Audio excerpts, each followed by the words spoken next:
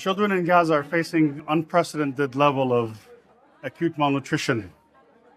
And what we need is for humanitarian aid to come into the strip, for these children to receive the treatment they need. UNICEF is working in this hospital with our colleagues from Med Global to treat these children. But the issue is hunger. 20 months of war, 2 months of a blockade by Israel have led to a situation where children are acutely malnourished. This is not an acceptable situation. It needs to change. What needs to happen is for humanitarian aid to resume at scale, for commercial traffic to be allowed into the strip. The humanitarian pause is an opening for the situation to change.